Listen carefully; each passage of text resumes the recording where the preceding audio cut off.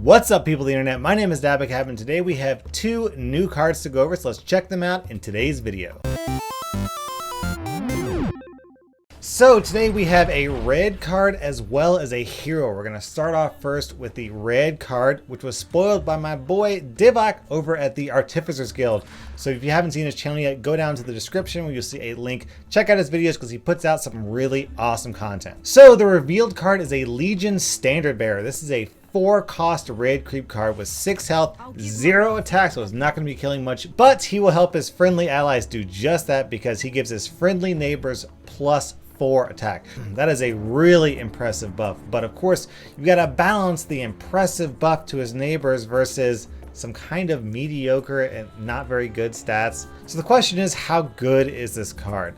Well, in red it has some decent potential because red's going to have lots of strong heroes, and as we've seen before, red has some pretty strong creeps. Now the problem with this card is that it's a high risk, high reward type of card. The bonuses that it gives are quite substantial, but it's got some significant weaknesses. First of all, 0 attack and not a lot of health at 6 means that it's very vulnerable to enemy units. And while the plus 4 attack bonus is pretty substantial, you can't always rely on getting that bonus because enemies will kill heroes, kill creeps until it's just him in the lane. When you play this card, there's a good chance that the opponent will spin cards to burn down its neighbors, and then the enemy player can just kill this card at its leisure. Of course, there are some other advantages to this card. One thing to keep in mind is that red is a color that likes cleave. So while it's true that this card doesn't have any attack on its own, it can fairly reasonably rely on its neighbors to kill whatever in front of it with cleave damage. Secondly, even though this has 0 attack, one possibility is to play multiple of these creatures in the same lane. If you put 2 of these guys next to each other, you will have 2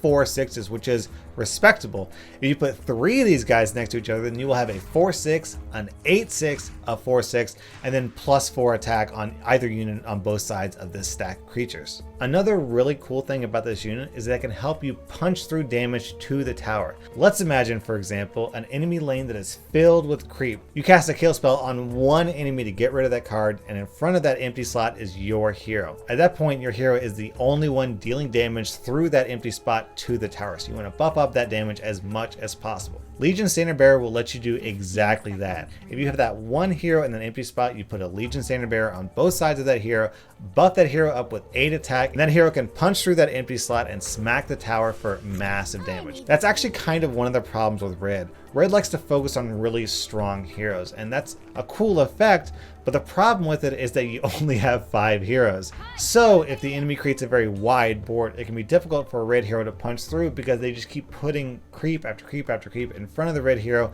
which blocks the damage. So if you are able to punch through the enemy defenses, Legion Standard Bearer can make sure that the enemy hurts from that critical mistake. Now let's move on to the revealed hero card. This one's exciting. We have Lich, the black hero card, and in my opinion, I think this is probably one of the strongest hero cards revealed so far. So in terms of his body, Lich has one of the best black bodies in the game. He has 5 attack and 9 health, which almost is actually more like a red hero stat line than a black hero. If you gave Lich 1 base armor, he would look right at home with a red colored border instead of a black border. What's also interesting to note is that he's a bit more defensively oriented with his high health and low attack, and that's a little bit uncharacteristic for black. Black tends to like heroes with really high attack and low health, seen from other heroes like Sorla Khan and Riley the Cunning. So Lich's really high health is a bit uncharacteristic, but we're happy to see it because this is a more late game, slower hero, as you'll see when we get to the premier card a little bit later on. But before that, let's talk about Lich's ability. Lich's active ability is Sacrifice. It's on a 2-turn cooldown. You cast it on an ally. That ally is condemned and you draw 1 card. If that ally has 6 or more attack, you draw 2 cards. So first of all, let me say this effect is incredibly powerful. I really can't understate that this is probably one of the best abilities in the game because it's so flexible and card draw is phenomenal. Now, if you don't understand what I'm saying, you're probably thinking to yourself, what is he talking about? Why would I want to kill my own creatures? I realize, of course, that drawing a card is nice, But killing your own creatures to do it sucks. I'd rather have some other effect that helps my creatures instead of killing them, so why would I want to lose my units? Well, the thing to keep in mind about this ability is that you get to choose when and how you lose those units. So honestly, there's going to be a lot of times when you don't care if a unit dies. For example, if you've killed a tower in a lane, you don't really need the creep in that lane anymore. I mean, if you've got Lich and 2 melee creep in a lane and you take down that enemy tower, you don't need those 2 creep to slowly whittle down the ancient from 80 health. That's just not going to happen. So why not just go ahead and use your ability on one of those 2 creeps, get a card draw that you can use towards your other lane. Furthermore, there's going to be times when you actively want to kill a unit. In fact, yesterday we just saw the reveal for Helm of the Dominator. So let's imagine this scenario. Lich is in a lane and right next to him is Thunderhide Pack. The enemy plays Helm of the Dominator on their hero and they pass the initiative to you. You know, of course, that the opponent's next play is to use Helm of the Dominator on your Thunderhide Pack and steal that creep. In that case, it makes perfect sense to use this ability on the Thunderhide Pack, get the 2 cards, and deny that steal. So let's imagine another scenario where it's insanely useful. You have Lich, a melee creep, and then Sorlakan. Both Sorlakan and your Lich are very, very low health. Across from your melee creep is Axe, and that Axe has massive cleave damage. That means that if that Axe hits the melee creep, it will cleave into both Sorlakan and your Lich and kill both of them. You don't want that to happen, so all you have to do is cast Sacrifice on that melee creep, opening a lane for Axe to your tower. When a unit with cleave hits a tower, the cleave does not trigger. So opening up that slot for the Axe would spare your Sorlakan and your Lich from taking damage. Plus, you get a card out of it. So to be perfectly honest, there's a lot of scenarios where even if it didn't give you a card, you would still want to use it to sacrifice creatures. But on top of that, it gives you a card, so you can theoretically replace the card that you destroyed. And on top of all that, as if these benefits weren't already enough, it is very likely that the card that you draw will be better than the card that you destroy, especially if it's a melee creep. Melee creeps are weak. Just 2 attack, 4 health. They're not all that useful. Imagine if you sacrifice a melee creep and get a steam cannon, a coup de grace, a Thunderhide Alpha. On average, the cards in your deck will be more powerful than melee creep because melee creep are basic, weak, and meant to be sort of the baseline against which all other cards will be judged. So even though you lose a creep, there's a good chance you will have an upgrade. So I've just described like half a dozen different scenarios where this ability is incredibly useful, but I still haven't described the most useful scenario. It's important to note that this is kill any other unit, which means you can use it on allied heroes. And of course, why would I want to kill allied heroes? But in fact, there are many scenarios where you would want to do it. For example, let's suppose you have Lich and another hero with 1 health sitting in the same lane as Zeus. It has just hit turn 7.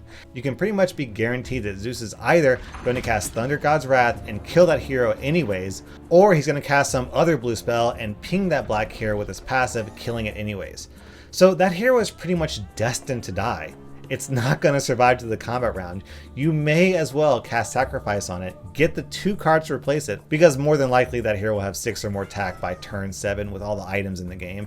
And then you get 2 cards to replace it. So when Zeus does cast Thunder God's Wrath, it actually makes Thunder God's Wrath less useful because less damage is being received, but you get cards out of it. Or another scenario, you are in a lane, you destroy the tower, and now you are overcommitted to that lane because you don't need to be in this lane anymore. So what do?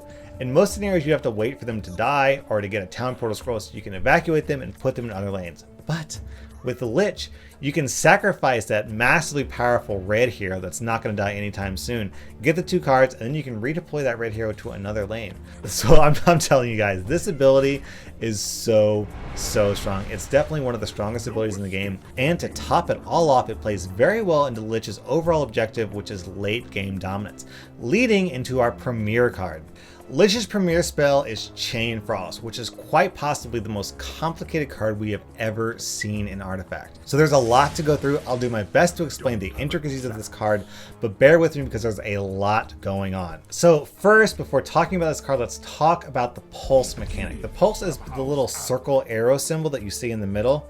Now, what is pulsing? Pulsing basically means that the game stops, evaluates the board state, and resolves stuff. So why does that matter? Basically, what it means in this instance is that the game checks to see if things are dead so that they won't keep getting hit with the same damage effect over and over and over. Let's suppose you have a unit with 1 health and a unit with 10 health. there's an effect that reads deal 1 damage 10 times to random targets. Now, without Pulse, what that means is that the effect could deal 1 damage to the unit with 1 health, and then keep dealing damage to that unit over and over and over again because the game isn't aware that the creature is dead yet. But with Pulse, what that means is that it deals 1 damage to the unit, then it checks to see if anyone's dead. That's what the Pulse means. It realizes, oh, that 1 health unit is now 0 health, it's dead. So then it pings all the other damage on the remaining unit. So with Chain Frost, what that means is every time the Chain Frost bounces to another unit, the game will check to see if that unit is dead. If it is removed from the board so that it doesn't keep bouncing to a dead unit. So now that we understand Pulse, we can talk about the actual mechanics of the card. When you cast this spell, it deals 3 damage to a unit. Then 7 times it will bounce either to the left or the right and deal 3 damage to one of those units. So it's very, very random, but potentially we're talking about 24 damage. That's 3 damage 7 times, which is 21 damage, plus the initial 3 damage on top of that. So that's 24 damage, which is a massive amount of damage. Of course, it's important to note that unlike Eclipse, which does piercing damage, this is not piercing damage. So of course, the worst case scenario is you have 2 heroes right next to each other with lots and lots of armor. You cast it on something else, it bounces over to them, and then it starts bouncing between them, and all those hits are wasted. Because if something has 3 or more block, it's taking 0 damage from this spell. So overall, we're expecting this spell to be a little bit weaker against heroes, especially red heroes, and a little bit stronger against creep. And of course, if that wasn't enough already, the card also gives you initiative, which means once you're done casting the spell, you get the initiative coins. You can cast another thing, or you can simply just pass and gain initiative in the next lane. So overall, this card just has so much going for it. I think in general, I would consider it to be stronger than Eclipse because despite the fact that Eclipse is piercing damage and 1 mana cheaper, the advantage of this spell is it is a bit more targeted. Sure, the left or right thing is RNG, but if you've got a wide board and you really need the thing on the left to die, but nothing on the right to die, you can cast it over on the left and it's much more likely to bounce around on those things than make it all the way over to the right side and kill those things. Plus, the get initiative effect is so incredibly useful. So overall, Lich is looking like one of the strongest heroes in the game. He has one of the best black bodies we've ever seen. His stats are focused towards defense, which is phenomenal because he has such a late game premier card. His ability is one of the best in the game, and his premier card is incredibly powerful. So at the moment, I'm kind of feeling like whenever I have a black deck, Lich is just an auto include. He is powerful, flexible, and very good at his job. So what do you think about Lich? Do you think he is stronger than most other black heroes? Do you think he's stronger than most other heroes in the game?